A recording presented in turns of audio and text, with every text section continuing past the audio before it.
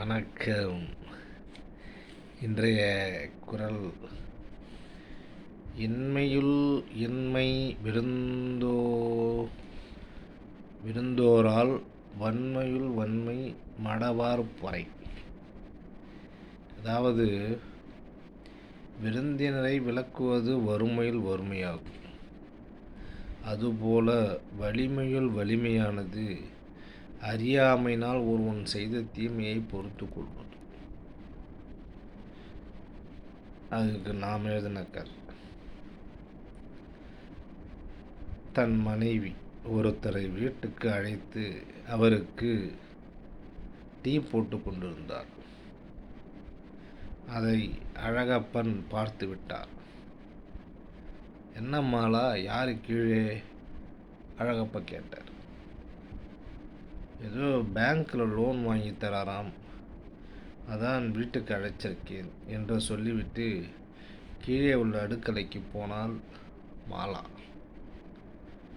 யாரா இருக்கும் என்று கீழே எட்டி பார்த்தான் அழகப்பன். அங்கே டவுனில் உள்ள தன் கடையில் ஒரு வருடத்திற்கு முன் கோயில் கட்டுறதா 10,000 ரூபாய் நன்கொடை வாங்கிட்டு போனார். இப்போ வந்துள்ளார் என்னை என்று மனதுக்குள் நினைத்தபடி அவர் செய்த தீமையை மறந்தபடி தன் ரூமுக்கு போனார் அழகப்பன்.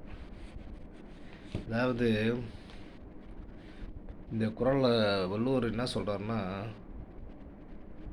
ஒரு நிகழ்வை விளக்கிறதுக்கு இன்னொரு நிகழ்வு உதாரணம் காட்டுறார். அதாவது, விருந்தினரை விளக்குவது வறுமையில் வறுமையாகும். அதுபோல் வலிமையில் வலிமையானது அறியாமையினால் ஒருவன் செய்த தீமையை பொறுத்து கொள்வதுன்றது.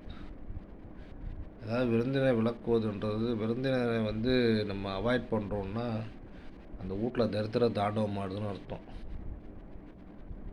அது அந்த அளவுக்கு அது போல் வலிமையில் வலிமையானது. வலிமைன்னா ஒருத்தருக்கு ரொம்ப ஸ்ட்ராங்காக இருக்குது.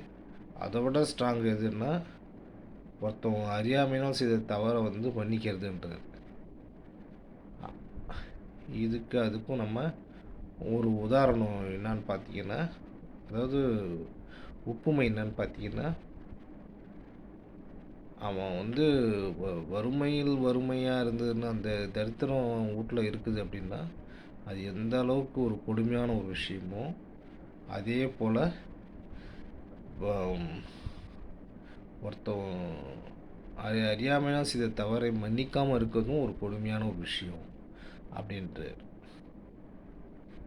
நன்றி, வணக்கம். நாளை மறுபடியும் சந்திப்போம்.